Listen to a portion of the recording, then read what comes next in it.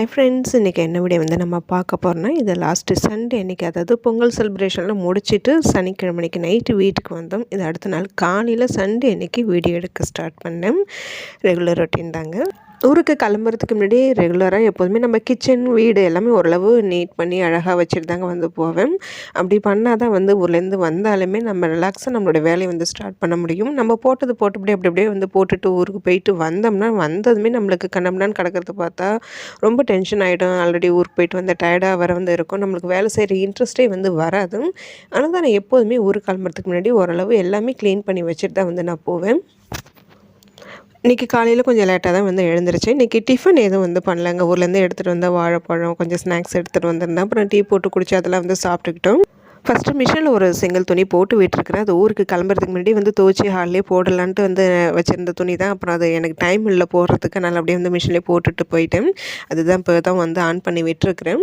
அதை துவச்சி முடிச்சதுக்கப்புறமா அடுத்த சிங்கிள் துணி வந்து போடணும். ஊருக்கு போயிட்டு வந்த லக்கேஜெல்லாம் அப்படி அப்படியே தாங்க இருக்குது. இது அப்படியே வந்து அப்புறமா பார்த்துக்கலாம் விட்டு அப்புறம் 2 நாளைக்கு அப்படியே வந்து ஓப்பன் பண்ணாமல் அப்படியே தான் இருக்கும். சரி, கையோட அதையும் வந்து எடுத்து துவைக்கிற துணியெல்லாம் மிஷினில் போடுறது தனியாகவும் கையால் துவைக்கிற துணி தனியாகவும் எடுத்து பிரித்து வச்சுக்கிட்டு இருந்தேன். நிறைய ட்ரெஸ்ஸை ஓரளவு அங்கேயே வந்து துவச்சிட்டு அதில் வந்து தனியாக மடித்து வச்சுட்டோம்னா சாதனம் எடுத்து ஷெல்ஃபில் அடுக்கி வச்சுருவா. இப்போ நிறைய பேர் வந்து சாரீலாம் ரொம்ப நல்லா இருக்குதுன்னு வந்து சொல்லியிருந்தீங்க. இப்போ காமிக்கிற சாரீ வந்து பார்த்திங்கன்னா ரேஷனில் கொடுத்துருந்தது. அதை நான் கட்டியிருந்தேன். அது ஃப்ளிட்டு வந்து எப்படி வைக்கிறது அப்படின்னு சொல்லி ஒரு சிஸ்டர் வந்து கேட்டிருந்தாங்க. நான் கட்டுற மெத்தட் நல்லா இருக்குது, எனக்கு கட்டணும் ஆசையாக இருக்குதுன்னு வந்து சொல்லியிருக்கீங்க. கண்டிப்பாக ஒரு வீடியோவில் வந்து நான் ஷேர் பண்ணுறேன். அப்புறம் அந்த ஆரஞ்சு கலர் சாரீ வந்து நிறைய பேர் வந்து நல்லா இருக்குன்னு சொல்லியிருந்தீங்க. லிங்க்கும் வந்து கேட்டிருந்தீங்க. அது நான் கடையில் வாங்கினது. அப்புறம் இந்த ஆரி ப்ளவுஸ்லாம் வந்து பார்த்திங்கன்னா மிஷினில் போட முடியாது. அதெல்லாம் வந்து கையில் சும்மா நினச்சி எடுக்கணும். அந்த ப்ளவுஸ்லாம் துவைச்சி ரொம்ப நாள் ஆகிடுச்சு. ஆரி ப்ளவுஸ்லாம் முடிஞ்ச அளவுக்கு வந்து அடிக்கடி துவைக்கக்கூடாது. நம்ம எந்த அளவுக்கு மெழுக்காக வச்சுருக்கணுமோ அப்படி வச்சுருந்தா தாங்க அது ரொம்ப நாளைக்கு லைஃப் வரும். இல்லாட்டினா வந்து அதில் ஒட்டியிருக்கிற ஸ்டோனு பீட்ஸ் எல்லாமே பிச்சுக்கிட்டு வந்துடும். அப்புறம் 2 சாரீ வந்து பார்த்திங்கன்னா மிஷினில் வந்து அதை போட்டு துவைக்க முடியாது. ஏன்னா அதில் கிளிட்டர் ஒர்க்கு, அந்த ஆயில் பிரிண்ட்டுன்னு சொல்லுறீங்களா, அதெல்லாம் வந்து உள்ள சாரீ அது கையில் தான் சும்மா குமிக்கி அலசி போடணும். அவ்வளோதான். ரொம்ப நேரம் ஊற வச்சோம்னா அப்புறம் அந்த கிளிட்டர்லாம் வந்து போயிடும். அதனால் சும்மா லைட்டாக வந்து அந்த லிக்விட் ஊற்றி ஒரு 5 நிமிஷம் ஊற வச்சு அலசி காயப்படுற வேலை தான் அது. ரொம்ப அழுக்கு இல்லை. கொஞ்சம் நேரம் தான் வந்து கட்டியிருந்தேன். அதனால் வந்து பார்த்திங்கன்னா அது கையில் தான் வந்து துவைக்க போகிறேன். அப்புறம் ஊரில் வந்து அத்தை பார்த்திங்கன்னா நிறைய கலர் குழம்பா வாங்கி வச்சுருந்தாங்க. அதில் கொஞ்சம் நான் வந்து எடுத்துகிட்டு வந்துட்டேன். டெய்லியும் கலர் போடலான்னு கொஞ்சம் ஆசையாக இருக்குது. அதனால தான் வந்து கலர் குழம்பா எடுத்துகிட்டு வந்தேன். அத்தை இதுக்கப்புறம் கலர் குழம்பா போட மாட்டாங்க. அதை அப்படியே வத்தரை பண்ணி அடுத்த வருஷத்துக்கு வச்சுப்பாங்க. அப்புறம் எனக்கு அடிக்கடி ஒரு கமெண்ட் வருங்க, நீங்கள் வாஷிங் மிஷினுக்கு வந்து பவுட்ரு யூஸ் பண்ணுறீங்களா, லிக்யூடு யூஸ் பண்ணுறீங்களா, அப்படி லிக்யூடுனா என்ன லிக்யூடு யூஸ் பண்ணுறீங்க அப்படின்னு சொல்லி வந்து கேட்குறீங்க. நான் ரெகுலராக வந்து பார்த்திங்கன்னா ஒன்று ரின் பவுட்ரு, அப்படி இல்லைன்னா ரின் லிக்யூடு 2 தான் மாற்றி வந்து வாங்கிட்டுருக்கிறேன். இப்போ 2 மாதமாகவே லிக்யூடு தான் யூஸ் பண்ணுறேன். ஆரி ஒர்க் ப்ளவுஸ் எப்போதுமே நான் அப்படி தாங்க வந்து வாஷ் பண்ணுவேன். இந்த லிக்யூடு கலந்து அந்த தண்ணியில் 2-3 தடவை வந்து முக்கி எடுத்துகிட்டு அப்புறம் நல்ல தண்ணியில் ஒரு 2-3 தடவை நல்லா வந்து அலசுவேன். இது வந்து பார்த்திங்கன்னா குமுக்கவோ பிழியவோ வந்து கூடாது. ப்ளவுஸை வந்து திருப்பிட்டு நிழலில் வந்து நல்லா காய வச்சு எடுத்துக்கணும். நான் இப்படி தாங்க ஆரி ஒர்க் ப்ளவுஸை வந்து நான் மெயின்டைன் பண்ணுறேன். இந்தமாரி ஒர்க் ப்ளவுஸ்லாம் நம்ம ரொம்ப நேரம் போட்டிருக்க மாட்டோம் இல்லைங்களா, கொஞ்சம் நேரம் தான் போட்டிருப்போம். அதுக்கப்புறமா அது வந்து அதில் இருக்கிற வேர்வோடெல்லாம் போகிற அளவுக்கு சும்மா கொஞ்சம் நேரம் வெயிலில் போட்டு எடுத்து மடித்து வச்சுக்க வேண்டியதான். ஒரு 5-6 தடவை வந்து வியர் பண்ணதுக்கப்புறமா ஒரு தடவை இதுமாரி வந்து வாஷ் பண்ணிக்க வேண்டியதான். வேறு வழியில் இந்த ப்ளவுஸில் இப்படி தான் வந்து மெயின்டைன் பண்ணிடணும். நான் அப்படி தான் வந்து பண்ணுறேன். இல்லை இதோட பெட்டரான ஐடியா உங்களுக்கு ஏதாவது வந்து தெரிஞ்சால் கண்டிப்பாக வந்து கமெண்ட் பண்ணுங்கள். நானும் வந்து ஃபாலோ பண்ணுறேன். நம்மளுடைய சப்ஸ்கிரைபர் பார்க்குறவங்களுக்கு கொஞ்சம் யூஸ்ஃபுல்லாக தான் இருக்கும்.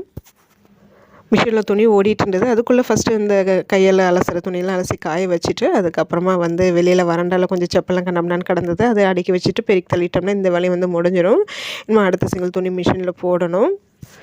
ஊர்லேருந்து வந்த டயர்டு கொஞ்சம் இருக்குது தான். இருந்தாலும் வந்து பார்த்திங்கன்னா இன்றைக்கி சண்டே தானே, அதனால் லேட்டாக தான் வந்து எழுந்திருச்சு. இன்றைக்கி திருவாசல் வேலை கூட வந்து பண்ணலை.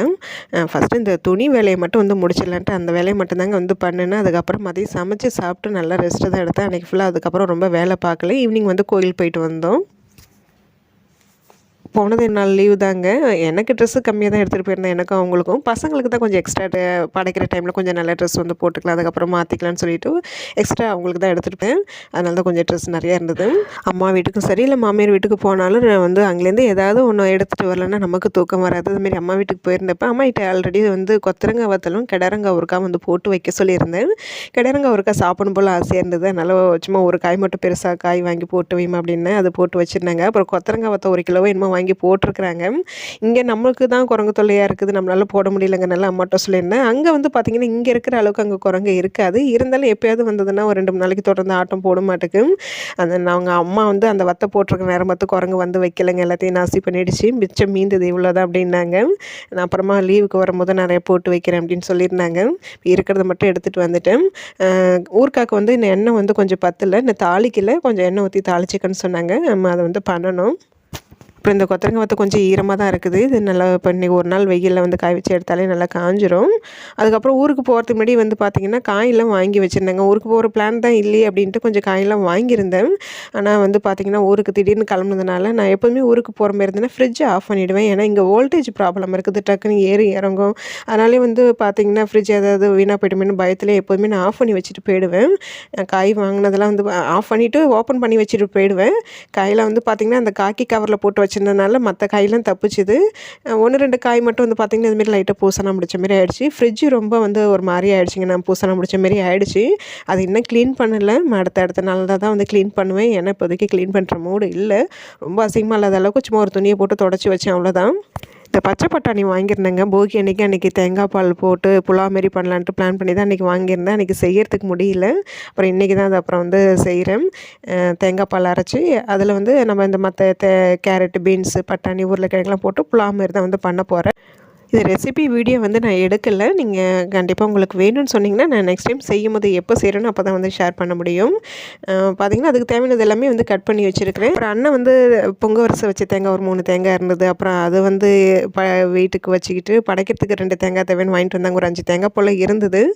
அது வந்து பார்த்திங்கன்னா 1 வீணாக போகிற மாதிரி இருக்குது. அதை எடுத்து வச்சுருக்கிறேன். நல்லா இருந்தால் அதை யூஸ் பண்ணிப்பேன். அப்படி இல்லைன்னா இன்னொரு தேங்காய் எடுத்து யூஸ் பண்ணிக்கணும். சாதனாக்கு வந்து இந்த தேங்காய் பால் அரைச்சி விட்டு புலாவ் செய்கிறது செஞ்சு கொடுத்தோம்னா ரொம்ப விரும்பி சாப்பிடுவாள். அன்றைக்கே வந்து கேட்டால் செய்கிறதுக்கு முடியல. அது வந்து பிரியாணி அரிசியில் தான் அந்த அவளுக்கு வந்து பண்ணணும். நான் இன்றைக்கி பாஸ்மதி ரைஸில் தான் வந்து பண்ண போகிறேன். சில மளிகை ஐட்டம்லாம் வந்து பார்த்திங்கன்னா அப்படியே அந்த பாக்கெட் வாங்கிட்டு வந்ததோடு அப்படியே தான் இருக்குதுன்னு ஓப்பன் பண்ணி ரீஃபில் பண்ணலை. தேவைப்படும் போது அப்பப்போ எடுத்து யூஸ் பண்ணிகிட்ருக்கிறேன். ஃபஸ்ட்டு வந்து பார்த்திங்கன்னா அரிசி ஊற வச்சுட்டு அதுக்கப்புறம் வந்து நம்ம காயெல்லாம் வதக்கி செய்ய ஸ்டார்ட் பண்ண அரிசி ஊற டைம் கரெக்டாக இருக்கும். இது வந்து பார்த்திங்கன்னா நம்ம பிரியாணி செய்கிற மெத்தடு சேம் அதே மாடலில் தான் வந்து செய்கிறோம். என்ன ஒன்று, இது ரொம்ப எதுவுமே வந்து நல்லா பொன்னிறமாக வர அளவுக்கு வதக்கக்கூடாது, அவ்வளோதான். சில பேர் இதுக்கு தக்காளி சேர்க்க மாட்டாங்க. ஆனால் நான் கண்டிப்பாக தக்காளி சேர்ப்பேங்க. தக்காளி போட்டு ரொம்ப நேரம் வதக்க மாட்டேன். தக்காளி போட்ட உடனே இந்த தேங்காய் பால் தண்ணியில் வந்து ஊற்றி விட்டுடுவேன். இதுக்கு தொட்டுக்கிறதுக்கு வந்து வெங்காயமும் கேரட்டும் போட்டு பச்சடி வந்து பண்ணுறேன், அவ்வளோதான். இன்றைக்கி ரொம்ப ஒரு சிம்பிளான சமையல் தாங்க. காலையில் எழுந்திரிச்சதுலேருந்து கொஞ்சம் வேலையாக தான் வந்து இருந்தது. கடகடன்னு வேலையை முடித்து சமைச்சு சாப்பிட்டுட்டு அதுக்கப்புறம் நல்லா ரெஸ்ட்டு தான் எடுத்தேன் அன்றைக்கி. ஆல்ரெடி இன்றைக்கி வர பிளானில் தான் நாங்கள் ஊருக்கு கிளம்பி வந்து போயிருந்தோம். ஆனால் வந்து பார்த்திங்கன்னா அவங்களுக்கு ஆஃபீஸ் ஒர்க்கு வந்து இருந்துகிட்டே இருந்தது. அங்கே வந்துமே ஒர்க் பண்ணிட்டு தான் இருந்தாங்க. நெட்ஒர்க் ப்ராப்ளம் அவங்களுக்கு அங்கே சரியாக கிடைக்கவும் மாட்டேங்குது. அதனால தான் அப்புறம் வந்து கிளம்பி இன்றைக்கே அதாவது நேற்று நைட்டே வந்துட்டோம். அவங்க காலையில் எழுந்திரிச்சிலேருந்து வேலை தான் வந்து பார்த்துட்ருக்குறாங்க. எப்போதும் காலையில் கோயிலுக்கு வந்து போகும். இன்றைக்கி வந்து கோயிலுக்கு வந்து போகலை. சரி ஈவினிங்காக வந்து ராகு காலத்தில் வந்து போய் விளக்கு போட்டுக்கலான்ட்டு வந்து இருக்கிறோம்.